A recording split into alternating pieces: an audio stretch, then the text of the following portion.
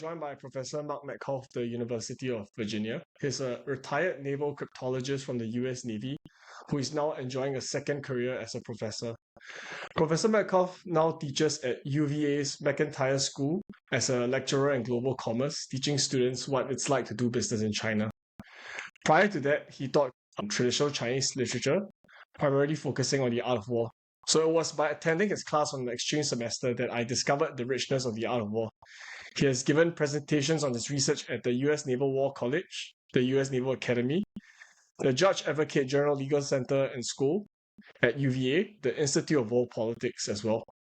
From 2017 to 2019, he also participated in the annual Regional Security Working Group at the China Foreign Affairs University in Beijing. So, Professor Metcalfe, I'd like to thank you for your time today. Thank you, Keith. Appreciate it. Yeah, so maybe I'll start off with the first question. As a student of yours, I would like to ask that you make the case as to why people should read The Art of War. On the surface, it seems to me that, if you look at the first line of the book, it could be, seen as a petty book of platitudes, right? When we read the opening sentence, we say that warfare is the greatest affair of the state, the basis of life and death. It cannot not be studied and analyzed. So it seems apparently quite self-evident. So what's the case for one to actually pick up The Art of War as maybe mandatory reading? Great question. I think there are a lot of reasons. One is it provides and it presents a different perspective on warfare than you might read in the West, and it's distinctly non-Western. When you dig into a lot of the tenets of the text, it's also a very malleable text. You can apply a lot of the tenets to not just warfare, but you've seen books on everything from business to leadership to even how to improve your love life by following the tenets of the art of war. So that's quite good. Personally, I find it interesting because the People's Liberation Army and the PRC finds it really interesting. They have pretty much a cottage industry of producing books on the art of war, a lot of practical applications, a lot of interpretations. So I find that good too. Yeah. The question I had as a follow-up was, do you think that it's actually something that maybe current interpreters get right of the original Art of War? Are we reading too much? Meaning, are we actually doing the right exegesis, or are we just reading what we want into it and then using the Art of War or appropriating the Art of War for our own means and ends? The answer is yes to both questions, because there are cases where people they seem to have come to a conclusion and then they fit the art of war's interpretation to meeting their requirements. On the other hand, and again, this is why I keep going back to the PLA texts, is they give you insights into how the Chinese military is looking at the art of war, how they're applying it to modern warfare. That's not to say that the art of war is the only strategic text that they read. I mean, they're very well read in worldwide strategic literature, but they consider it important enough to put out over the last 2 decades probably 40 or 50 books on the art of war published by PLA Press or the Academy of Military Sciences Press. So it gets their interest. So in that case, I guess as an instructor, as a teacher yourself, what is the context in that, some of us younger readers who are approaching the text, how should we approach it? Or what are the context that we should keep in mind when we're reading The Art of War? So, for example, I think when I was preparing for today's interview, one of the things that I started looking at was when the book was kind of prepared, and that was really during the spring autumn era where you had multiple warring kingdoms, you're led by what we call hegemons seeking to conquer each other, right? So then in that context, you can appreciate why Sun Tzu actually argues for expedient warfare, in a sense that you should not aim to fight a protracted war, because essentially in that context you're essentially fighting a gauntlet match where you're fighting one match after the other, and at any time a new entrant can come in and pretty much defeat or destroy you. So I get a better appreciation of what it really means to appreciate expediency But maybe what are some other things that readers should keep in mind when they're reading The Art of War? Uh, Obviously, the historical context is very important, but Yep. there are other contexts, and I think whenever we had the class together, was that 5 or 6 years ago? We also read about early Chinese thought on mainly Taoism, because the Sun Tzu, the Art of War is a very Taoist text in terms of how it looks at things happening, and what a general should be exploiting. Um, should also understand it as being a book of its time, like you already indicated. Should also understand that most scholars feel that The Art of War was not written by a gentleman named Sun Wu back in 500, 600 BCE. It was actually compiled probably 200 or 300 BCE, and it may even just be a whole bunch of wisdom literature, a whole bunch of best practices of warfare that had been developed over the Warring States period from 550 to the end of the Warring States era. So it's not a book where somebody named Sun Tzu sat down, decided I'm going to write a book on warfare, and wrote it from chapter 1 to chapter 13. It's a very interesting book, and it's good to have that as background. Yeah, in a sense, it's similar to the Analects, I suppose, right? Where it's not necessarily a one text that someone just sat down and write and say, oh, this is what Confucius taught, like on Monday to Friday for a semester, for example. It's a book that kind of coalesced together, and I think that's quite characteristic of a lot of Chinese texts as well. And actually, not even just Chinese texts. I suppose, like even when you think about the Bible, it's quite similar in that regard, where it's a coalescence of different literature coming together across time. And I actually wanted to ask you another question, which is, what does the Art of War not answer? What you said earlier on, a lot of people can say that it can teach you how to be a better lover, better businessman, even a better golfer, which I think you pointed out once. But what are the gaps inside that readers should be wary of? It's not a how-to book. And what I mean by that is when you start reading about you know how to use how much it's going to cost to conduct warfare, and it gets down to counting the number of chariots, and it gets down to counting the number of shields, and so on. A lot of stuff that's very specific to early Chinese warfare. Uh, that's I guess I'm kind of answering your question in a roundabout way, but that's probably not of much interest, and probably not too applicable.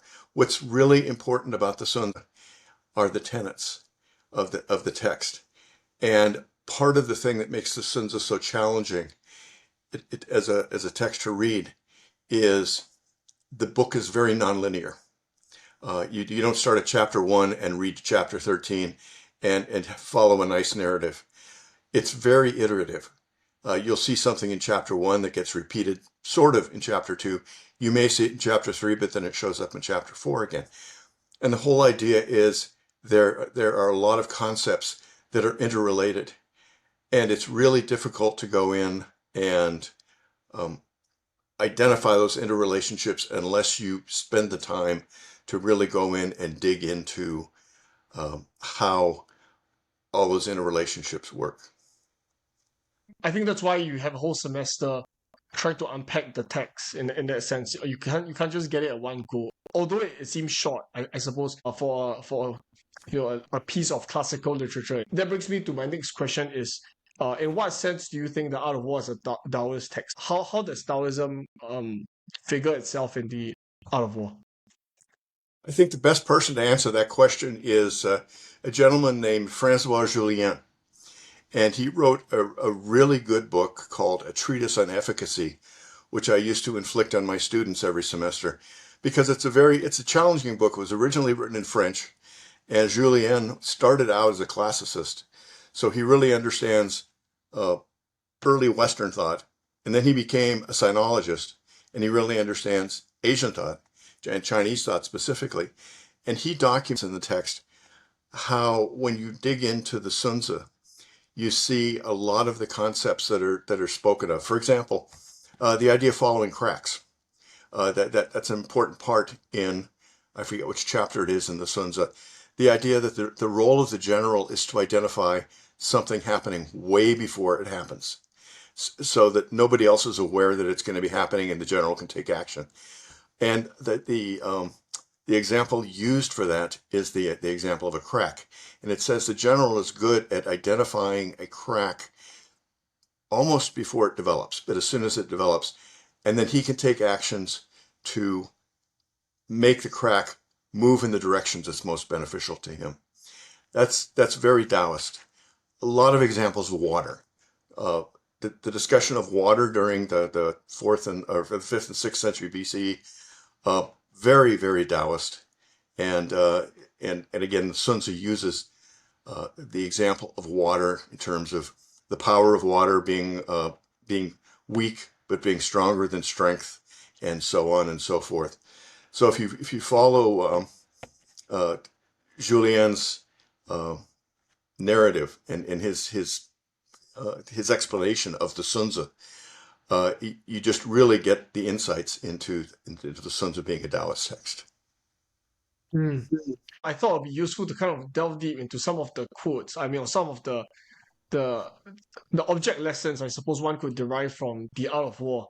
But I think the first one being the first line, right, where we talk about warfare is the greatest affair of the state, the basis of life and death. It cannot be studied and analyzed. Cannot not be studied and analyzed. Why was that important? Why was that the first line that of the Sun Tzu that should immediately draw our attention? It seems quite self-evident, doesn't it? You encouraged me. We had a brief discussion via email on this, before today, and I went back and I looked at some of my notes and was reminded that what it's doing by saying that is it's referring back to the Zhuochuan, and it's the idea of the two great responsibilities of the state. The two great responsibilities of the ruler of the state are to conduct warfare and are to conduct sacrifices. Those are the ruler's responsibilities. If you go back into the Zhuochuan, you'll see that specifically the same, that the two great duties of the state. So what the Sun Tzu does is it pulls out the one, and it's saying one of these great duties is warfare, conducting warfare. And it's interesting, this occurs at a time right around where the different warring states are competing with each other, and the responsibility and the authority of the ruler is changing. And so what you have are examples of the ruler not being as much of a warrior as he may have been early in the Spring and Autumn period. Instead, you have professional warriors coming in, and they're taking responsibility for leading armies. So what this says to me in one respect is, sure, it's the ruler that's responsible for warfare, but who is conducting the warfare is a general, not necessarily the ruler. I think that's why in the Sun Tzu you see lots of examples of what happens when a ruler gets involved in warfare. Bad things can happen if the ruler doesn't know what's going on. Early in the Spring and Autumn period, the ruler was taught how to conduct, man-to-man warfare, the more heroic type, the knights and that type of stuff, warfare that you would expect from that era. Now we're talking about massed armies, totally different kind of warfare. So that's what the Sun Tzu is talking about. Yeah, and I think you also, in one of the lectures previously, you also talked about Mao's interpretation of the first line in the sense of why he was against a certain form of chivalry in war. So maybe you can talk a little bit about that. That's one of the best stories, and it actually shows up, if not in most of the PLA texts when it discusses this section, especially when it talks about deception. The Duke of Sung was in a state of war with another state, and so the other state's army is getting ready to cross the river, and the general comes up to the Duke of Sung and says, I'd like to attack them. They're crossing the river. And the Duke of Sung goes, no, you can't do that because that's not cricket. You can't attack an army while they're in the river. So they get out of the river and they're drying off. And the general goes back to the Duke of Sung and says, okay, now I would like to attack them. And the Duke of Sung goes, no, you cannot attack them until they're all lined up in proper formation so they can defend themselves. And so the general goes, yes, sir. And so they get all lined up and they get ready to attack them again. And the general goes to the Duke of Sung, okay, now I want to attack them. And the Duke of Sung says, go at it. He goes at it, and the Sung army is defeated. And the Duke of Sung is mortally wounded. And this is in stark contrast to what Sun Tzu talks about in terms of deception. In early spring and autumn warfare, what you're expected to do is fight by a certain set of rules, and nobody deviates from those rules. When you get into the Warring States period, all bets are off. What you're responsible for doing is winning, and you use whatever means are necessary. And that's why he gets into this whole idea of deception in warfare, which Renly, the PLA senior colonel who wrote Sun Tzu Bing Fa Jiao Cheng, which is the lectures on Sun Tzu's Art of War, said this was just the most revolutionary concept that was ever developed during the Warring States period, was this whole idea of deception. Yeah, actually, I still have the book that you've given me Yep, from that's it. 5 years ago. So I read this even when I was preparing this for this interview today. And then one of the questions that I had was, why was deception such a key component? Because I think throughout the art of war, there is a constant emphasis on the art of war being primarily or essentially deception, the 味道业, right? So I'd like to ask, why is that the case in the art of war? And then maybe the ancillary question would be, in the modern context, how does the PLA see deception in its strategy towards war, or in its approach towards warfare? Well, again, the whole idea of warfare prior to the Warring States era was what you see is what you get. There's no deception. You're supposed to be a gentleman. You're a hereditary ruler. You behave the way a hereditary ruler should behave.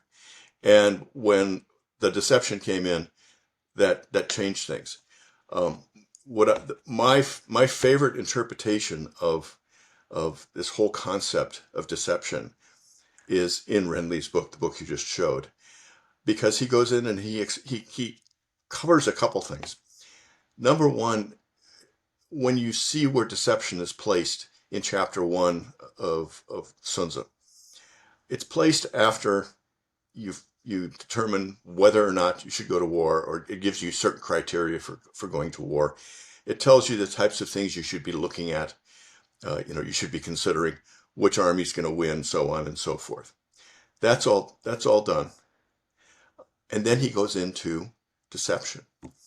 And he says all warfare is based on deception. That's one translation. And then he lists 12 different examples of what is meant by deception. And you start reading it, at least I did the first time. And the first 4 make sense. If you're far away, you make it appear like you're real, or you're near, and those types of things. But then you get to examples 5 through 12, and things start to get confusing. Because you say, if somebody is in dire straits, then you attack them. How's that deception? Or if somebody is prone to being very modest, what you try and do is make him immodest. How is that deception? It sounds something totally different. And Renly's explanation is really interesting, because he said, well, you look at the other 2 sets of 4. The first 4 talk about developing a flexible response strategy. If conditions are a certain way, then you respond in a certain way. And then the other 4, the final 4, are methods for weakening the enemy. And you go, okay, I understand. I see how those 3 sets of examples of 4 break out in the examples. However, how's that deception? And then the real key is where Renly says, Okay, let me explain to you what deception is.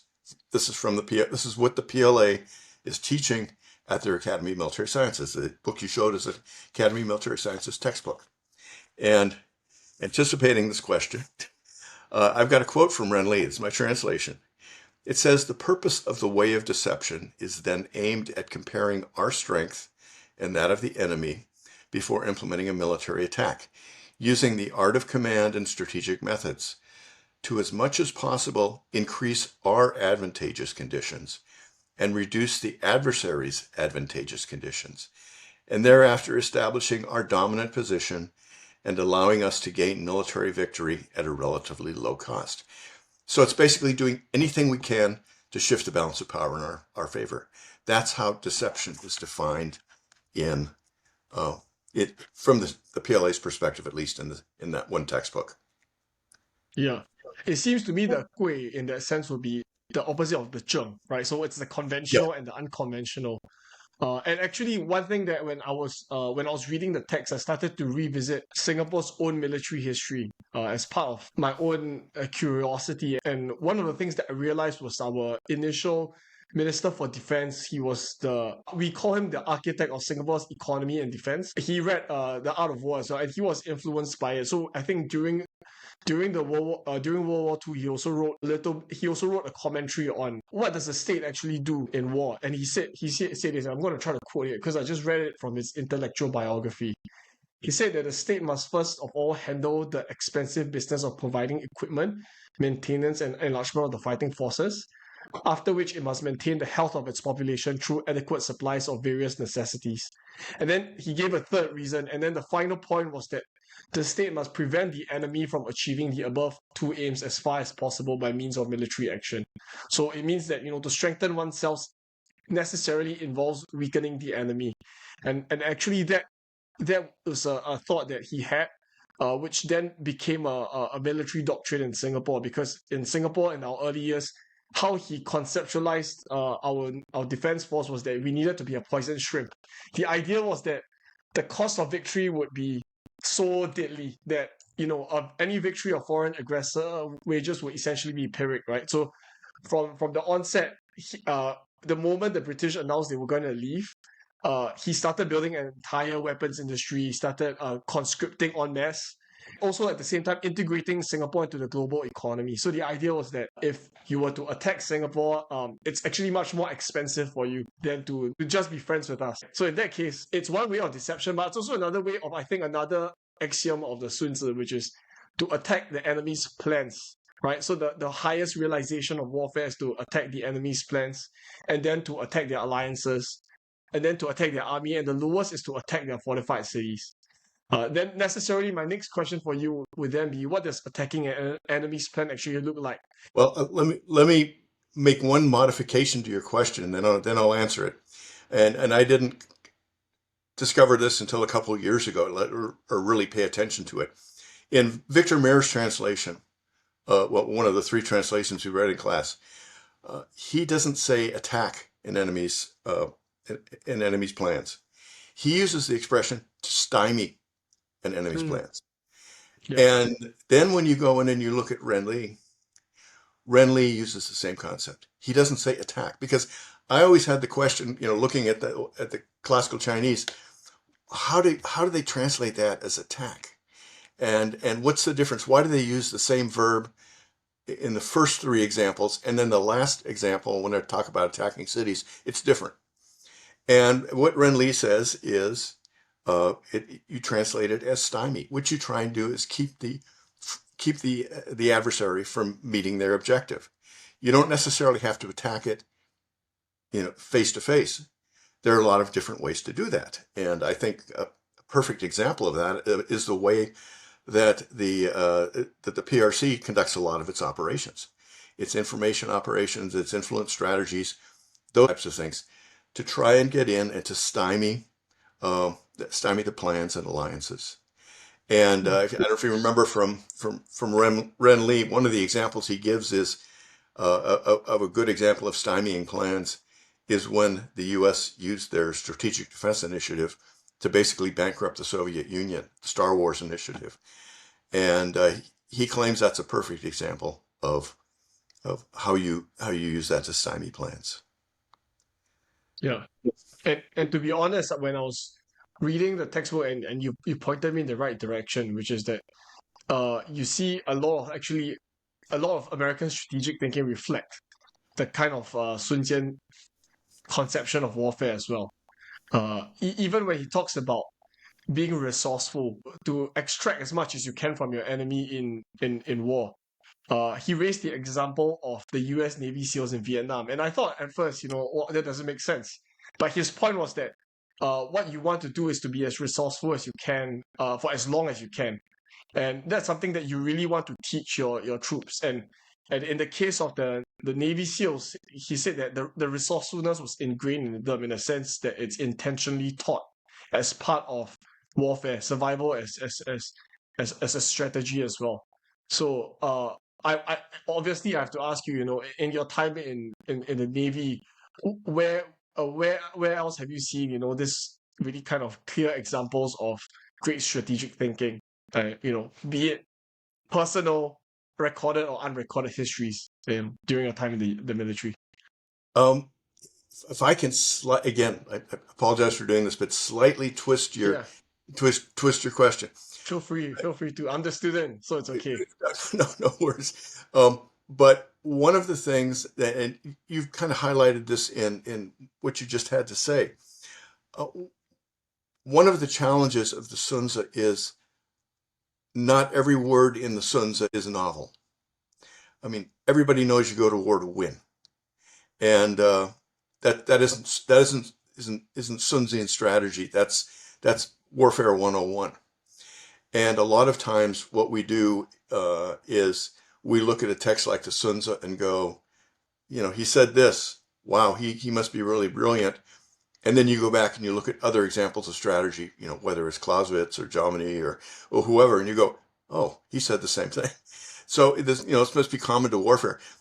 The context that Sun Tzu provides it in is very unique, and I'm not taking that away from him, but I'm just saying it's so easy when you read the Sun Tzu to attribute everything to Sun Tzu. Not you personally, but people who read it do that.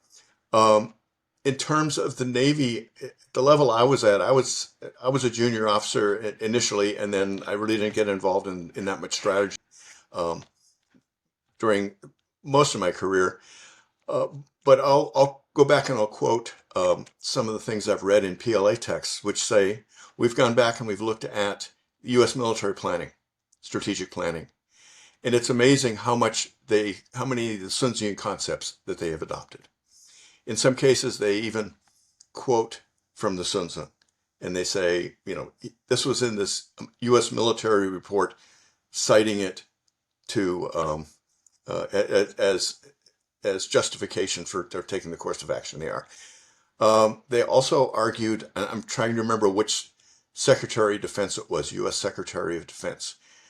They argued that the strategy he used in the Gulf War was very Sun Tzuian, and he actually gave credit to the Sun Tzu, either explicitly or implicitly. But again, showing that some of these Sun Tzuian concepts are part of how the U.S. military thinks. And again, this is the same way any military thinks. I would argue, in that you take good stuff from Chinese strategic thought. You take good stuff from French strategic thought. You take good stuff from American, British, and you amalgamate it, and you develop your own strategy. So I think that's why we Yeah. see some of these things. I guess that's a useful kind of text to maybe understand some of the dynamics at play, as opposed to being the authority. It's not biblical in that sense. It's just a useful text. You wouldn't call it like a doctrine, if that makes sense. Yeah, and one of the things that I was really interested in was also like how varied their examples were, in kind of fleshing out Sun Tzuan thought. And in Asia, we see that there is definitely a deterioration in US-China relations. Whether there's been an increase in interest in Chinese military thought, or is it something that still remains, I would say in the fringe, but it's something that maybe most of your peers don't really pay much attention to. I think over the last 10 years, people have really started paying attention to Chinese military thought. How they go about it is different depending on the person. There are some really great resources in the U.S. and allied governments that are taking a look at Chinese military thought, whether that means reading texts, following PLA daily, uh, whether it's tracking military development, so on and so forth. One of the best examples of that is an organization called the China Maritime Studies Institute that's at the Naval War College, U.S. Naval War College. I have several friends that work up there, and they use a lot of open source material. All their research is unclassified, and they provide valuable information to decision makers in the U.S. and allied decision makers. They're really good. On the other hand, the other end of the spectrum, you have people that will read Sun Tzu's Art of War and say, I get it. I understand how the Chinese think about warfare now. So I understand how the PLA is going to fight. There's still those kinds of people out there. And you have to go, no, what you're doing is you're reading the Sun Tzu and you're projecting how you would apply the Sun Tzu to warfare. You really don't get it. So there's that kind of tension within the military. But I think the people that are really focused on understanding what the Chinese themselves have to say about warfare uh, are slowly becoming the majority. Yeah, that's that's interesting to note because I think in Singapore we try to understand I guess all schools of thought even in the kind of military decisions we take because what we're trying to optimize for I guess in Singapore is interoperability, right? Which is why we're doing joint exercises with everyone and we try to follow closely, but I guess in terms of resources we definitely do not have I mean, after all, we're a small island state, so we don't have like the kind of resources that really dive deep into looking specifically at the Chinese military thought at an institutional level. So it's interesting to hear that in the US you are developing that capacity at the very least. And naturally, I also wanted to, which is that when I'm reading the Art of War, I'm reading some of the text from the PLA.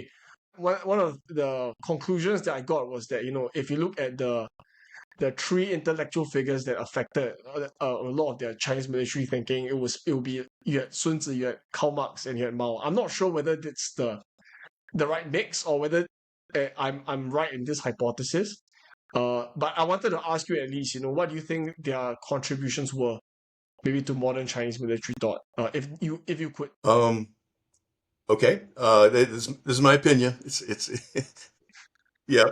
I think Sun Tzu not only brings a sense of national pride to the military, but several Chinese authors have said he forms or his writings form the foundation of Chinese military thought.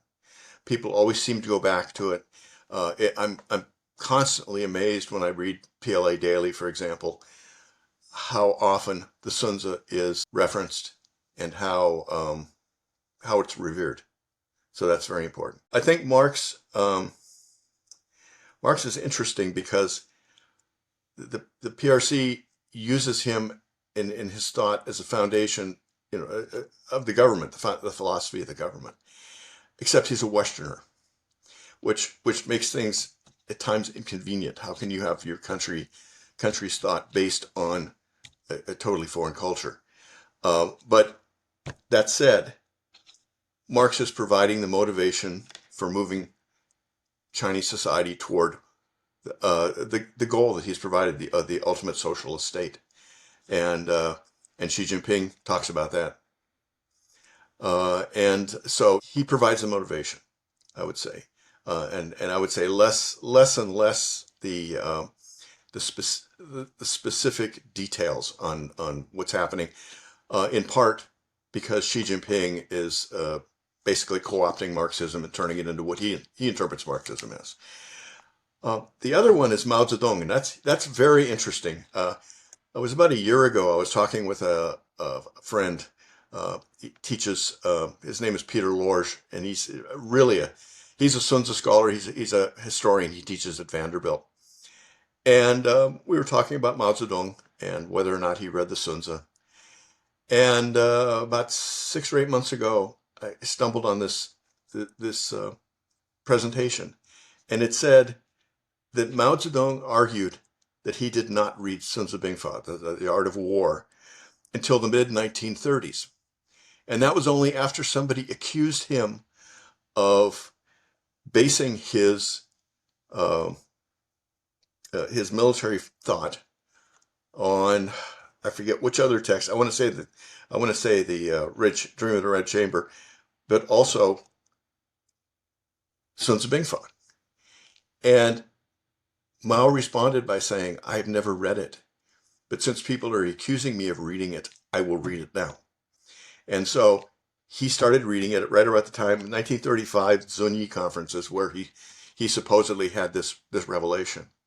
And so and that's interesting because when you read in Ren Li's book, for example, and it talks about Sun Tzu Bing Fa, it assumes that Mao Zedong has already internalized all the precepts of Sun Tzu Bing Fa, and his military thought is based, if not exclusively, um, to a very large extent on Sun Tzu Bing Fa. So I thought that was interesting, and the Mao Zedong saying that he did not read Sun Tzu Bing Fa until 1935 or so. That wasn't on some obscure website. It was on one of the provincial government websites. So it was on an official government website, and I've seen it in a couple different sources. So that's Mao Zedong. Nowadays, I would argue that the key person is obviously Xi Jinping, and what Xi Jinping wants, Xi Jinping gets. Uh, the influence on the military is unquestioned. The military is run by the party. It's the party's military, and they make no bones about that. After the 19th National Party Congress, they came out with those great slogans: "Follow the party," and whatever. I mean, it's a three phrase expression that you see everywhere in propaganda, and Xi Jinping is making sure that the party runs the military. So that's where they Mm. get their guts from. Yeah. So it's Sun Tzu, Marx, and Xi Jinping that really exert a lot of influence now on Chinese military thought in China.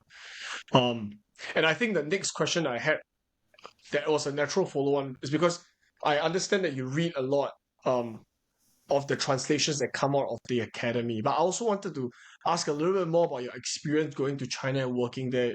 Previously I mentioned that you attended the annual regional security working group in China. So I think during the 3 years in and out when you're there in and out, I'm sure you've interfaced with some of the diplomats, military leaders. I wanted to have a sense of what was your experience like. Do you feel like by you being there, you've understood the culture better? Well, I've got to say the best part of going there was being able to go to the military bookstores and come back with probably 15 kilos of books every trip. And that's the only way to measure them is by weight because they were huge stacks. And those are a lot of my resources that I'm still working through. Uh, but more seriously, I found the experience to be spectacular. It was a conference that had been going on for I don't know how many years. It was sponsored by Bond University in Australia, the U.S. Naval War College, and the University of New Haven, and China Foreign Affairs University. And what they would do would be to bring in about 20 of us foreigners. We'd meet at China Foreign Affairs University.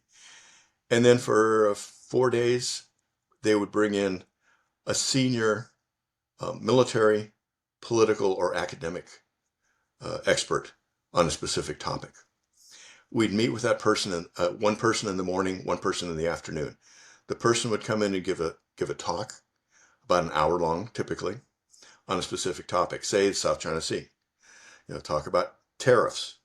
Because this was about the time President Trump was talking about putting tariffs on the PRC during one of the conferences, and we talk, or they'd talk, and we would listen, take notes, and then after they finished speaking, we'd have another 90 minutes or so to listen, to interact with him, to ask questions, and pretty much nothing was off the table. in terms of what we could talk about, what we could ask about. Answers to some questions were avoided or were inconvenient to answer, so they weren't answered. But for the most part, we got a lot of insight into how these PRC representatives looked at the topics they were discussing. One of the things that was the most interesting, and I teach about this in the class I'm currently teaching, the Chinese and Western approaches, specifically American approaches to persuasion, are quite a bit different. In the West, what we like to do is come in and say, this is my point that I'm going to be making. Or if you're negotiating, this is what I want. And then you explain why you want it, or why you're going to be arguing this position. And then at the end you say, so that's what I just said. In China, it's different. In Chinese rhetoric, it's different. When you come in, what you do is you build the case when you're giving an argument.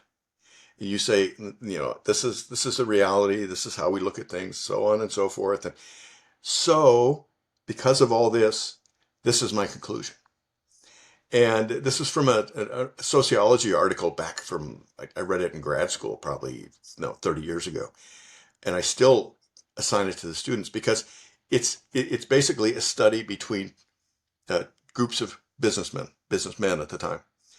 And the question is, what frustrates you about dealing with your counterparts on the other side of the table? And so as a result of these two different approaches to rhetoric, the Westerners would say, we don't like to negotiate with Chinese people because they can never get to the point.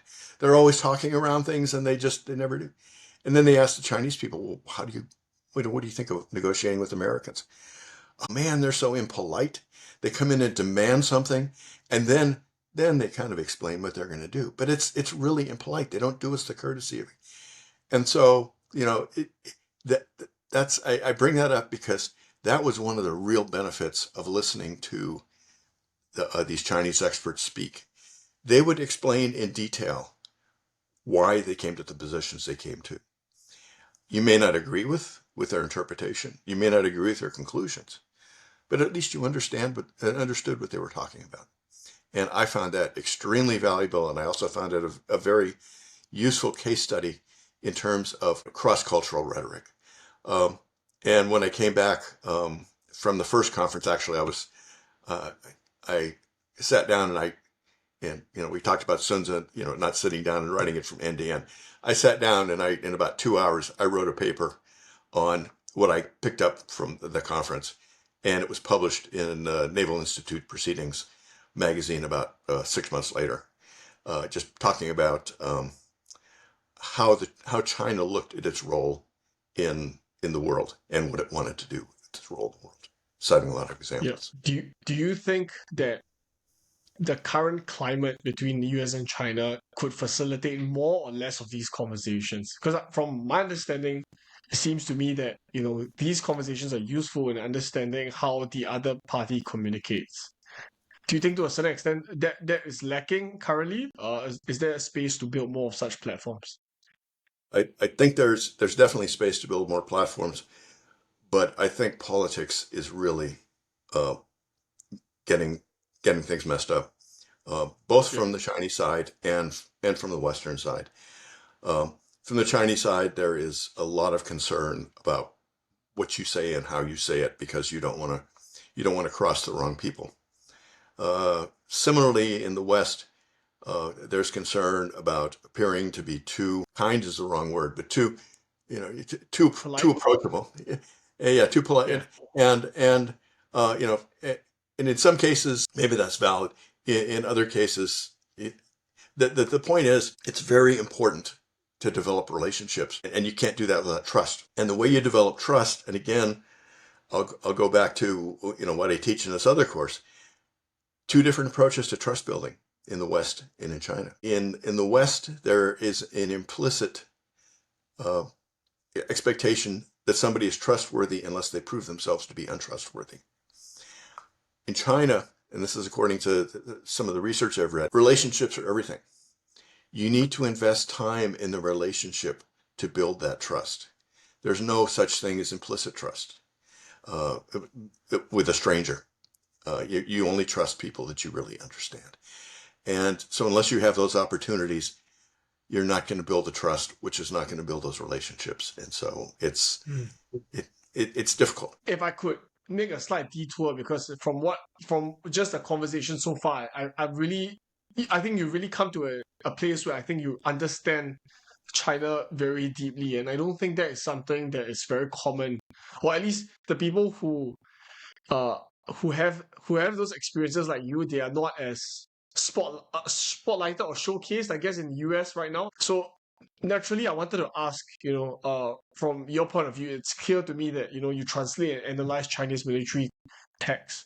You appreciate the PRC's approaches to military thinking. You focus on Margin and Renly. So I wanted to ask a little bit more about your approach towards um translation, approach towards thinking. What's the criterion you use? Is it based on your interest or something that you find is of strategic interest to the US? I'll answer your question the same way I did a previous one. Yes. First of all, I spent many years as an analyst, and I know, or I have a fairly good understanding of the types of texts and the types of materials that are put at the top of the priority list for translation and for turning into reports and things like that. So I avoid those. There are many experts in the U.S. and allied governments that understand that better than I do, and they have much more experience than I do in translating those types of texts. What I do is I go for texts that I find interesting, but I also think are very useful for getting inside the heads of the people in the PLA and in the PRC. So, for example, that's why when I was given the opportunity to start looking at Chinese military ethics, which is not sexy at all whenever it gets down to, what the military or maybe diplomats are interested in. But it's very important because that's part of the foundation of a military is the military ethics and how they understand military ethics. So I started. I was invited to a conference and I gave a paper on Sun Tzu and deception, talking about military ethics. And then I listened to the other papers and realized all of the people, not a single person, was going into the PLA literature, whether that was journal articles at the time or now some texts, to read what the PLA was talking about. They were doing really good theoretical research. They were saying, okay, this is what it says in the Analects about ethics. So this is how the PLA is probably applying it, based on Chinese culture. But it wasn't what I was looking for. What I was looking for was, what does the PLA say about it? And so I went in and read many articles on journal articles written primarily by PLA authors, because I figured if you have a PLA author writing about the military, they probably know what they're talking about. Maybe an academic that has no military experience has some great theoretical knowledge, but probably won't know how to apply it or how the PLA would apply it. So I paid more attention to them. And that's the same reason I follow PLA texts too, books published by PLA. Doing it on that, doing it on military ethics, doing it on, the ethics of putting AI in weapon systems. That was another one. Those types of things. And I enjoy doing it. And so I translate it and I write reports on it. And I feel I've done my part. I've opened people's eyes to things that are totally different, because I think there's an assumption, at least again with military ethics, there was an assumption that military ethics is military ethics, regardless of what country you're in. And nothing could be further from the truth. When you look at PLA military ethics, one of the textbooks that came out a couple of years ago said, our primary criterion for determining what ethical behavior is the party. Surprise, surprise. But I'd never seen that written that explicitly before. And it wasn't even the old party ideas. It was the contemporary party ideas. The party will tell you what are ethical. So anyway, it's that kind of information. I like translating that kind of information. Every once in a while, I'll get a request from somebody to, can you come and give a paper on a certain topic that I have little or no experience with? And I say, sure. So I do the research and go give the paper on that. Yeah. But I think there is a meta skill that you're applying here, or you're teaching here in a sense when you talk about that, which is actually going to the primary source and maybe in the sense doing the dirty work of digging through the primary source, be it through text, the textual resource, or maybe even through going down to meeting the person. I mean, in other cases. So I think actually thought that the way you approached it and the kind of like deep dives that you do into the textbook by Renly and the PLA, I thought that was really unique in that sense. Uh, yeah, and then going on to now what you're teaching your students, US-China business relations. In the past, I understand that the historical basis of US-China trade relations was fundamentally driven by this idea of American companies trying to leverage two things, right? One is the relative low cost of labor in an opening Chinese market, and then the second thing was the access to a huge growing market. And now, although we see, a deterioration in trade relations, and also at the same time rise of regional competitors to China, like I think India is one example, or Vietnam as another analog. What do you think is the current case for American companies to enter to like kind of do business in China? I know, like, for example, Apple has its very clear case. Like they know that there's a high density of tooling engineers in China that they can leverage on to really help build their product efficiently. But maybe for other businesses, what's the use case for them to enter China now? Wow, that's really a tough question, and I'm probably not the person to give you a specific answer. I can give you a more general answer, um, and that is the countries that are still wanting to get involved in China business, are the ones that have sat down and done their homework and looked at uh, the kind of benefits you're talking about. However, it's been made a lot more challenging over the last couple of years, particularly, I would say, in the last 6 months, where the party has come out, Chinese Communist Party has come out and said security takes priority over economics. And that's resulted in a lot of changes to laws, changes business practices. And from what I read in the FT and what I read in the Wall Street Journal, that's really scaring a lot of businesses away from the PRC. So that's one of the reasons that I'm happy to teach a course on doing business in China that focuses on the norms and the business practices and does not focus on giving advice for companies to set up businesses in China. I'm talking more about the anthropology and the sociology and the culture, and which is very distinct, but it's also applicable not just to business, it's applicable um, to people who are interacting. And I would argue that there should be a similar course for Chinese people or people from other countries that are doing business with Americans to learn why we behave in the crazy ways that we do. We know what's in our background, and Yeah. and it's so I really enjoy teaching that class because the students are great, and it's just a lot of fun to teach. And there's always, every semester I teach, I spend probably 2 or 3 weeks updating the material because it's changing so quickly. Yeah, and if you were to give advice to them, I know it's hard to distill a semester's worth of teaching material down to maybe like 5 to 10 minutes. But I would like to ask, like what are the things that you ask them to pay attention to, especially with cultural norms? You spoke a little bit earlier about the rhetoric aspect and the idea of trust, the trust building. So there's two. But what are some other things you tell your students, hey, you should pay attention to this specific aspect of Chinese culture? Well, this probably won't surprise you, but I spend the first 2 weeks of class reading a book called The Path by Michael Puett. And it's a book that summarizes early Chinese thought. It goes into Confucius and Mencius and Lao Tzu and Zhuangzi and Xunzi too, not Sun Tzu, but Xunzi. And it basically says this is how they looked at the world. And these are the nice thing about the text is it gives a lot of examples of um, how you could apply these concepts to modern life. Some really good examples. And so we read that for 2 weeks. I mean, it's a class that meets once a week for 2.5 hours. It's a seminar.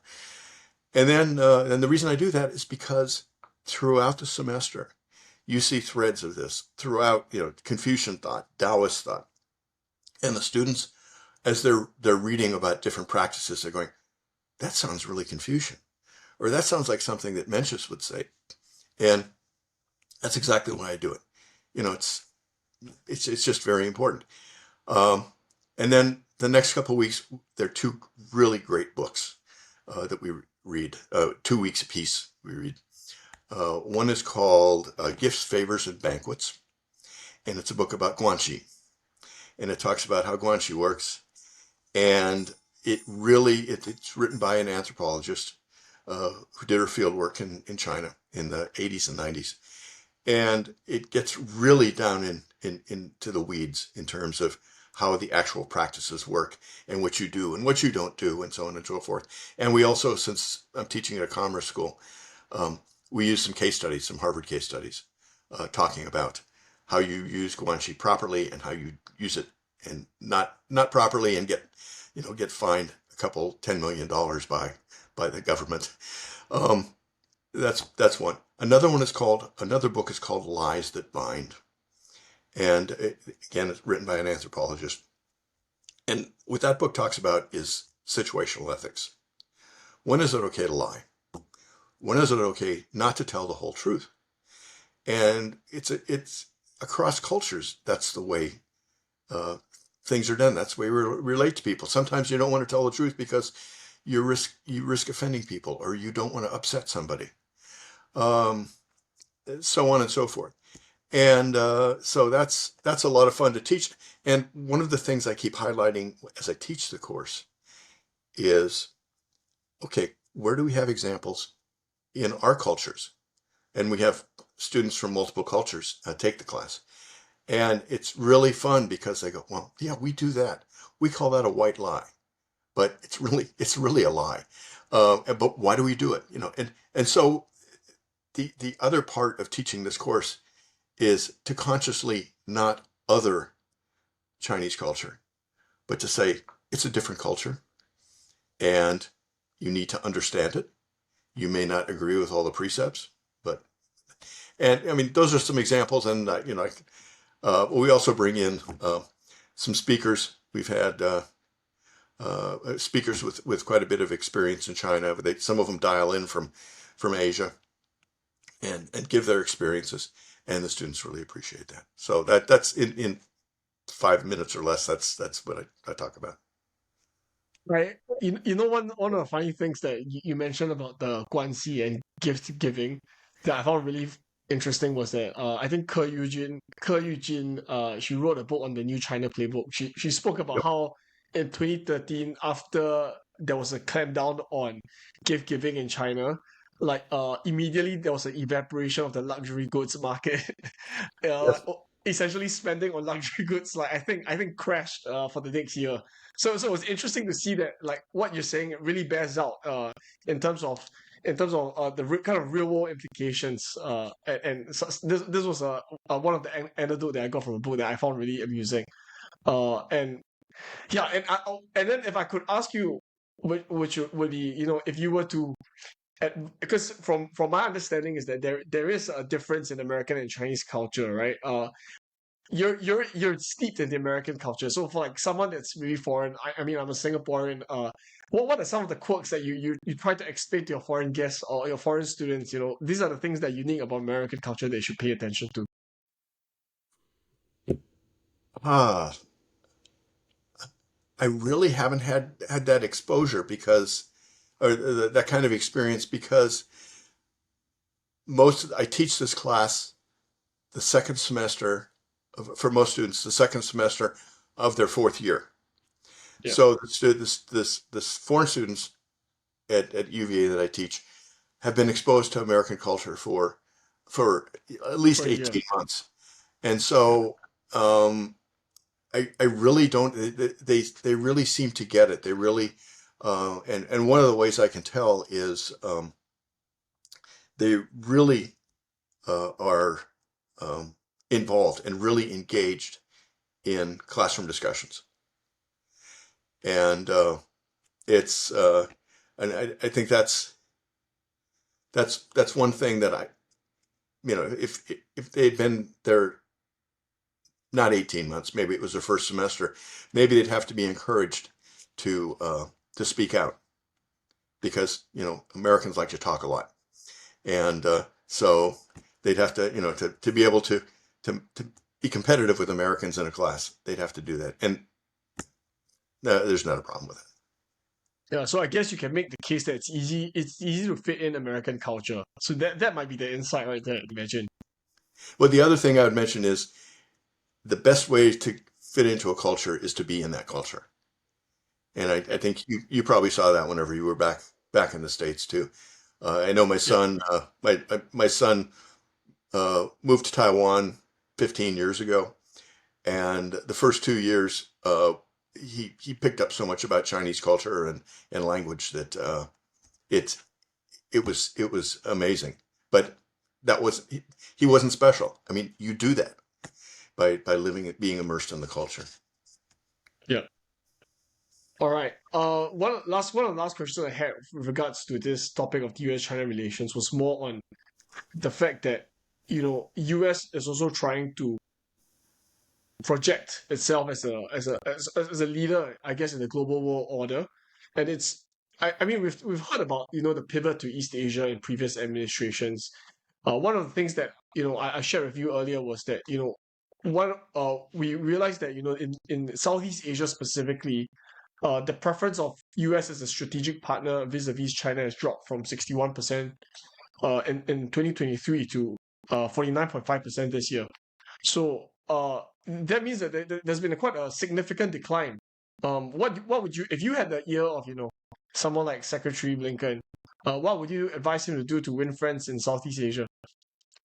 I would uh, I would advise him to keep doing what he's doing.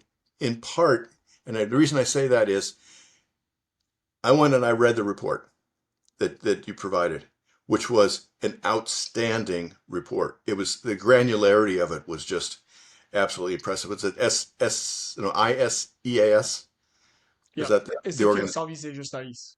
Yeah, their annual report on Southeast. It was basically a poll across Southeast Asia, and the granularity country by country, and it was easy. It was interesting to see the trends. Uh, for example, there were some countries that were really pro-China or less anti-China. And then there are other countries that really had problems with China. You could see, and they continue to have problems, like Vietnam Yeah, and Philippines Philippines. and so on and so forth.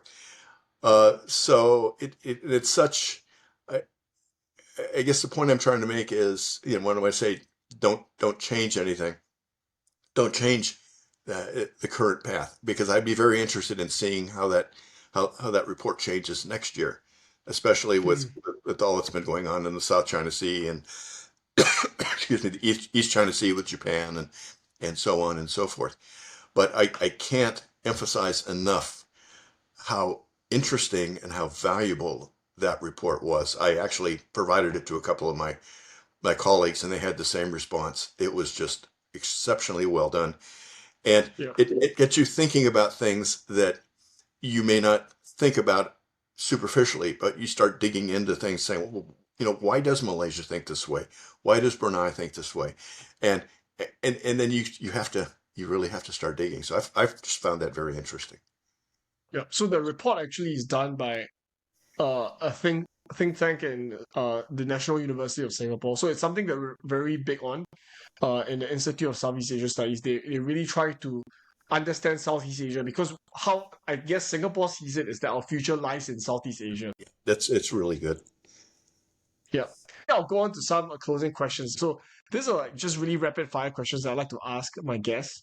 Huh? Mainly because I'm interested in their opinions, and I find their opinions really valuable. The first question I'd like to ask, mainly because you're a man who has worn many hats. I think the first questions that I wanted to ask you was, if you were to name like the top three leaders of all time. That's something that Americans like to do. I realize they like to find out who's the greatest of all time. So the top three leaders of all time, who would you nominate? One person I would nominate would be the commanding officer of my first ship. Um, he he was an exemplary naval officer, and he was uh, he'd commanded 4 ships, I think, by the time he got to our ship, and he really knew how to lead people. And to show you how much respect we had for him, he passed away a few years ago, and he was buried at Arlington Cemetery last year. Or his remains were, his ashes were, and there were 5 of us from that ship. That was 50 years ago. We went to attend that. That's how much we respected him. His name was Fletcher J. Barnes III, a very good Virginia gentleman name, but he was very good. Uh, Another leader, wow, for all his warts, I'd say Ronald Reagan, especially having been in the military when Reagan came in, and having seen the influence that he had on the military, and military morale, and then basically set up the military, basically, lack of a better word, win the Cold War. I think he really deserves a lot of credit. The third leader, I think I'll just leave that. I'll leave that one open if I can. It's like you know, the Mount Rushmore of the NBA. You always leave maybe one slot open because there might be someone Right. down the line that might be better. So The- it's a wise choice to leave that third one open. Uh, then I think another one I had was one book one to 3 books you would recommend your students to read if they want to be a better citizen of the world. oh wow! I'll give you 3 quickly. First one is, I think I'm sure I mentioned this in class. It's a book called "So Good They Can't Ignore You" by Cal Newport. It's a book that basically says, don't make up your mind what you're going to be doing 50 years from now. Keep your eyes open and look for opportunities, and strike whenever the opportunities make sense. So that's the first one, and it's really well written. The next one is written by the editor of the FT, Gillian Tett. It's called Anthrovision. It came out about 2 years ago. I couldn't put it down. It talks about using anthropology uh, approaches to analysis, to look at business, to look at culture, to look at all sorts of things. And she has lots of great case studies in there, and it's all very, very, very insightful. And the third is by a gentleman, I think it's a gentleman, and I'm going to mispronounce it, but I'll say it anyway, Bilahari Kausikan, Singaporean. Right. You got it And right. it's called Singapore is Still Not an Island. I could not put that book down. It is so, and I passed it on to a colleague who had been posted with the State Department in Southeast Asia, and he had nothing but good to say about this gent. Yeah. But it's a compilation. It was put out about 2 years ago, I think, and it's a compilation of his speeches and articles that he's written. And one of my favorite articles in there is "Why China Drives You Crazy." It's very, very entertaining, but it's not it's not critical. It's just documenting um, why things are the way they are. So those 3. Yeah.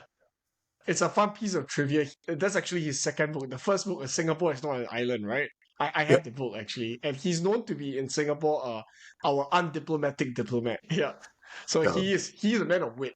And then last 2 questions, I think the first one would be what's the best piece of advice you acted on? And then the second one would be the advice you would give to a graduating student in your class. It would be the same advice. Keep your head on a swivel, which basically means look for opportunities.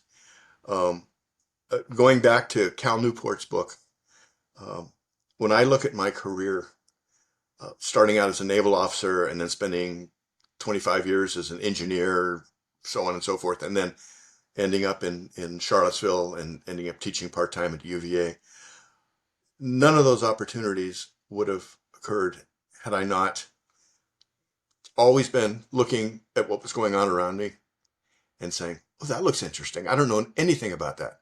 Let me go look at that." And sometimes things panned out, sometimes they didn't. But unless you're probably in a profession like, medical profession, and you want to be an orthopedic surgeon, or you want to be an attorney, or you have very specific paths you have to head down, um, keep on the lookout. Not necessarily to um, to reject what you're currently doing, but just to keep your eyes open. Yeah. With that, I'd like to thank Professor Metcalfe. Thank you for coming on today. I really appreciate the time you've given to us. Thank you, Keith. Appreciate it.